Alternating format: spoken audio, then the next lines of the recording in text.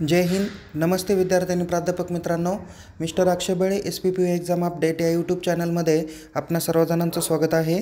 आत्ताच्या व्हिडिओमध्ये आपण MCOM part first semester second 2023 credit पॅटर्नमधील business administration, banking and finance and marketing management या स्पेशलायझेशनमधील business ethics and professional value, banking laws and practice and public relationship and corporate communication या विषयाच्या question पेपरचा format आणि important question study पर्पजसाठी आपण बघणार आहोत. त्यामुळे हा व्हिडिओ शेवटपर्यंत नक्की बघा. आवडल्यास या व्हिडिओला लाईक करा, शेअर करा.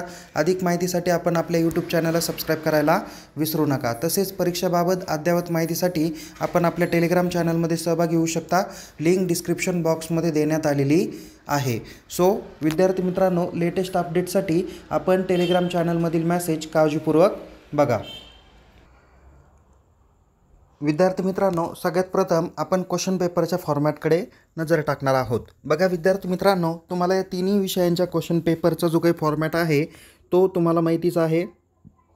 परीक्षा एकूण 70 मार्काची होणार आहे. त्यासाठी पासिंगला तुम्हाला 28 मार्क्स पाहिजे आहे आणि परीक्षा लिहिण्यासाठी तुम्हाला मराठी आणि इंग्लिश असे दोन्हीही ऑप्शन उपलब्ध आहे.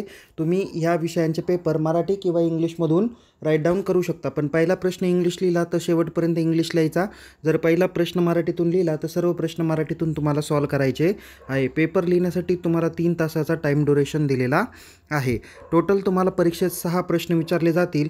त्यातील क्वेश्चन नंबर 1 आणि क्वेश्चन नंबर 6 जो काही असणार आहे तो तुम्हाला कंपल्सरी सॉल्व करायचा आहे. आणि त्यामध्ये question number 2nd, 3rd, 4th आणि 5th असे 4 प्रश्न विचारले जातील. यापैकी कोणतेही 3 प्रश्न तुम्हाला सॉल्व करायचे आहे आणि प्रत्येक प्रश्नाला तुम्हाला 18 मार्क्स आहे.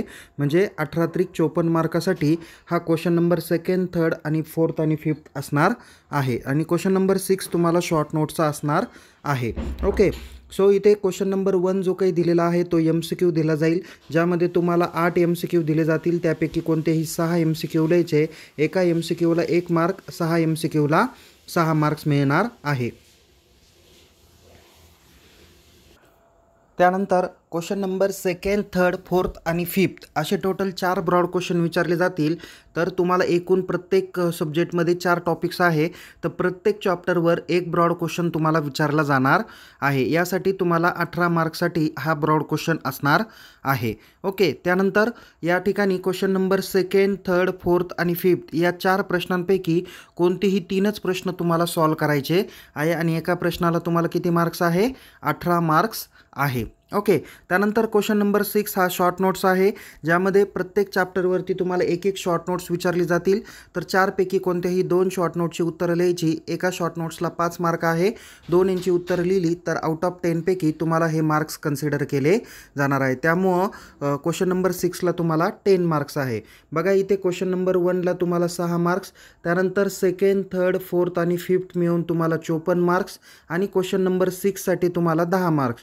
54 आणि 6 60 मार्क, 60 आणि 10 70 मार्काचा अशा पद्धतीने क्वेश्चन पेपरचा फॉर्मॅट असणार आहे. आता आपण काही ब्रॉड क्वेश्चन आणि शॉर्ट नोट्सकडे नजर टाकूया. बघा विद्यार्थी मित्रांनो, पहिला जो काही सब्जेक्ट आहे तो आहे तुमचा business ethics and professional value. तर यामध्ये तुम्हाला पहिल्या नंबर चॅप्टरवरती एक तर बिझनेस इथिक्सवरती प्रश्न विचारला जाऊ शकतो किंवा बिझनेस इथिक्सवरती विचारला जाईल किंवा प्रोफेशनल व्हॅल्यूवरती विचारला जाईल. त्याच्यातील पहिला महत्त्वाचा प्रश्न इम्पॉर्टन्स आहे.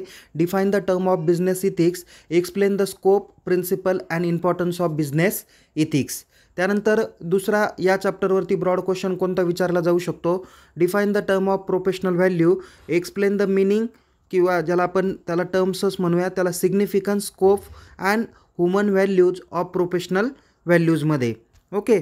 त्यानंतर या ठिकाणी तुम्हाला शॉर्ट नोट्स कोणत्या याच्यावर विचारली जाऊ शकते ते म्हणजे process of ethical decision making किंवा नुसतं इथिकल डिसिजन मेकिंग या नावाने तुम्हाला शॉर्ट नोट्स विचारण्याची शक्यता आहे. त्यानंतर कॉर्पोरेट इथिक्स, ओके, किंवा टाईप्स ऑफ इथिक्स या पद्धतीच्या शॉर्ट नोट्स आहे.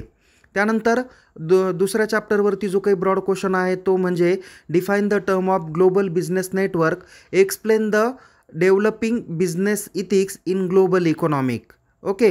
त्यानंतर दुसरा महत्त्वाचा यालाच अनुसरून प्रश्न आहे की explain the role of business ethics and professional values in developing a civilize society. त्यानंतर आणखीन दुसरा ब्रॉड क्वेश्चन जो कॉर्पोरेट गव्हर्नन्सवर विचारला जाऊ शकतो, त्यामध्ये तुम्हाला खूप सारे प्रश्न विचारण्यासारखे आहे.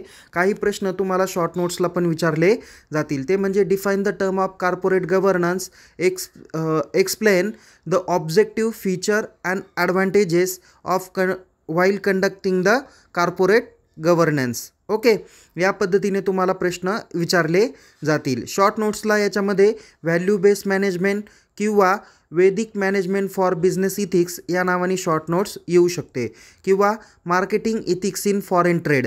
ओके, हे दोन महत्त्वाचे शॉर्ट नोट्सला प्रश्न करून ठेवा. 3 नंबरचा चॅप्टर जो काही आहे तो म्हणजे इंडियन इथिकल प्रॅक्टिस. यावरती तुम्हाला जो काही प्रश्न विचारला जाईल तो म्हणजे की Indian ethical practice in information technology किंवा फायनान्स मार्केटिंग या पद्धतीने तुम्ही काय करू शकता, एक्सप्लेन करू शकता, किंवा Indian ethical practice in HRM explain in details असा देखील प्रश्न विचारला जाईल. यामध्ये तुम्हाला इथिक्स ॲट वर्क प्लेस या नावाने शॉर्ट नोट्स विचारले जाण्याची शक्यता आहे. त्यानंतर शेवटचा म्हणजे क्वेश्चन नंबर 5 वरती ब्रॉड क्वेश्चन कोणता विचारला जाईल तो म्हणजे चॅप्टर नंबर 4 वर. यामध्ये तुम्हाला ब्रॉड क्वेश्चन सस्टेनेबल डेव्हलपमेंटवरती विचारला जाण्याची शक्यता आहे. त्यामध्ये define the term of sustainable development, explain the principle and goals of sustainable development विचारलं जाईल, किंवा strategy to achieve the sustainable development या नावाने पण शॉर्ट नोट्स विचारली जाऊ शकते. ब्रॉड क्वेश्चन एक सांगितलेलं आहे. त्यानंतर शॉर्ट नोट्समध्ये natural resources then depletion and pollution यावरती शॉर्ट नोट्स येऊ शकते, किंवा issue relating to the environmental degradation या नावाने शॉर्ट नोट्स तुम्हाला विचारण्याची शक्यता आहे, किंवा recent trends in business ethics and professional value या नावाने तुम्हाला 5 मार्कासाठीची शॉर्ट नोट्स विचारली जाऊ शकते. सो या पद्धतीने आपण बिझनेस ॲडमिनिस्ट्रेशनमधील business ethics and professional value या विषयाच्या इम्पॉर्टंट क्वेश्चन्सकडे नजर टाकलेली आहे. आता नजर टाकूया बँकिंग अँड फायनान्स सब्जेक्टकडे. यानंतर तुम्हाला सब्जेक्ट दिला आहे बँकिंग लॉ अँड प्रॅक्टिसेसमध्ये. यामध्ये तुम्हाला देखील क्वेश्चन पेपर मराठी आणि इंग्लिश पॅटर्नमध्ये येणार आहे. यामध्ये तुम्हाला जे काही 4ही चॅप्टर दिलेले आहे या 4ही चॅप्टरमधील एक ब्रॉड क्वेश्चन आणि एक शॉर्ट नोट्स तुम्हाला विचारली जाणार आहे. जे तुमच्या बुक्समध्ये दिलेले आहेत तेवढे जरी प्रश्न तुम्ही केले तरीसुद्धा तुम्हाला जास्तीत जास्त मार्क्स हे मिळून जातील. ज्यामध्ये तुम्हाला प्रोव्हिजन्स या दिलेल्या आहे, जसं मनी लॉन्ड्रिंग ॲक्ट 2002, त्यानंतर फॉरेन एक्सचेंज मॅनेजमेंट ॲक्ट 1999, त्यानंतर तिसरा चॅप्टर आहे असेट लायबिलिटी मॅनेजमेंट दिलेले आहे. तर चौथा चॅप्टर तुम्हाला hi-tech banking, merger and acquisition in banking sector and banking ऑब्डिमन्स स्कीम 2006 या पद्धतीने तुम्हाला महत्त्वाचे चॅप्टर्स दिलेले आहे. या प्रत्येक चॅप्टरवरती एक एक ब्रॉड क्वेश्चन्स तुम्हाला विचारले जातील. त्या पद्धतीने करा. मर्जर अँड ॲक्विजिशन बाबतीत शॉर्ट नोट्स आहे. रोल ऑफ बँकिंग नंतर विचारला जाण्याची शक्यता आहे. Settlement of compliant by the agreement आहे. या पद्धतीने तुम्हाला काही शॉर्ट नोट्स पण विचारल्या जातील. असेट लायबिलिटीज असतील. वेगवेगळे सेक्शन तुम्हाला या ठिकाणी करून ठेवायचे आहे. मनी लॉन्ड्रिंगच्या रिलेटेड जो की प्रिव्हेन्शन आहे, how to prevent the money laundering, okay, act 2012 या बाबतीत पण प्रश्न येण्याची शक्यता आहे. या बाबतीत मी जास्त माहिती देऊ शकत नाही कारण माझ्याकडे याचं स्टडी मटेरियल अवेलेबल नाही, पण प्रत्येक चॅप्टर बाबतीत तुम्ही एक एक ब्रॉड क्वेश्चन करून ठेवा. त्यानंतर आपण नजर टाकणार आहोत मार्केटिंग स्पेशलायझेशनमधील पहिला सब्जेक्ट, तो म्हणजे public relation and corporate communication. यामध्ये तुम्हाला ब्रॉड क्वेश्चन 1 नंबरच्या चॅप्टरवर विचारला जाऊ शकतो. Define the term of public relationship किंवा public relations, explain the role and scope of public relation, okay, या बाबतीत प्रश्न येऊ शकतो. त्यानंतर तुम्हाला यामध्ये शॉर्ट नोट्सला तुम्हाला public relation and corporate marketing services या बाबतीत पण शॉर्ट नोट्सला प्रश्न विचारला जाऊ शकतो. त्यानंतर present status and future status of public relation in India या बाबतीत शॉर्ट नोट्स हा करून ठेवा. नंतर public relation and publicity, okay, या बाबतीत पण शॉर्ट नोट्स आहे. त्यानंतर ब्रॉड क्वेश्चन 2 नंबर चॅप्टरवर तुम्हाला इथिक्स रिलेटेड येऊ शकतो. Ethics in PR, okay, PR means public relationship, okay. त्यानंतर तुम्हाला महत्त्वाचे प्रश्न copyright act, digital privacy, RTI, code of ethics या बाबतीत शॉर्ट नोट्स तुम्ही करून ठेवायला हवी. त्यानंतर 3 नंबरच्या चॅप्टरवरती जो काही ब्रॉड क्वेश्चन आहे तो म्हणजे emerging technology in public relation and corporate communication. या बाबतीत तुम्ही ब्रॉड क्वेश्चनची तयारी करून ठेवा. ई जर्नल, डायरेक्ट मेल या बाबतीत शॉर्ट नोट्स विचारण्याची शक्यता आहे. त्यानंतर याच्यामध्ये खूप सारे शॉर्ट फॉर्म दिलेले आहे, ते तुम्हाला MCQमध्ये देखील विचारले जाण्याची शक्यता आहे. जसं basic computer skill for public relation या नावाने शॉर्ट नोट्स तुम्ही करून ठेवा. 4 नंबर चॅप्टर जो काही दिलेला आहे त्यावरती सुद्धा तुम्हाला खूप सारे प्रश्न आहे. त्यामध्ये कॉर्पोरेट कम्युनिकेशन, त्याचे meaning, features, importance and function किंवा एलिमेंट्स ऑफ कॉर्पोरेट कम्युनिकेशन या नावाने ब्रॉड क्वेश्चन्स तुम्ही करून ठेवा.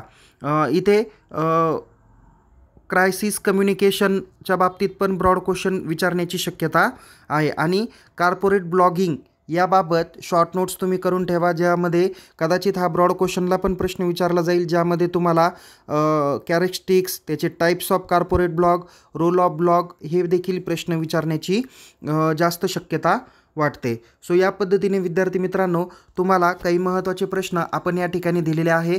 तुमच्याकडे जे काही बुक्स किंवा स्टडी नोट्स आहे त्यामधील क्वेश्चन नंबर 1 हे जास्त करून तुम्ही यूज करा, जे ब्रॉड क्वेश्चनला 18 मार्कासाठी विचारले जाण्याची शक्यता आहे. आणि शॉर्ट नोट्स तुम्हाला जे काही पुस्तकामध्ये दिलेले आहे त्या देखील तुम्ही करून ठेवल्या तरी काही हरकत येणार नाही. ओके. सो विद्यार्थी मित्रांनो या पद्धतीने आपण business administration, marketing management and banking and finance या तिन्ही विषयाच्या क्वेश्चन पेपरचा फॉर्मॅट आणि इम्पॉर्टंट क्वेश्चन्स आपण बघितलेले आहे. याच पद्धतीने नवीन अपडेटसाठी आपण पुन्हा एकदा भेटूया एका नवीन विषयासह, नवीन व्हिडिओसह. तोपर्यंत येणाऱ्या नवीन व्हिडिओ बघण्यासाठी आपण आपल्या यूट्यूब चॅनलला सबस्क्राईब करा आणि टेलिग्राम चॅनलमध्ये सहभागी व्हा. लिंक डिस्क्रिप्शन बॉक्समध्ये देण्यात आलेली आहे. तुम्हाला येणाऱ्या परीक्षेसाठी खूप खूप शुभेच्छा. Take care. जय हिंद. धन्यवाद.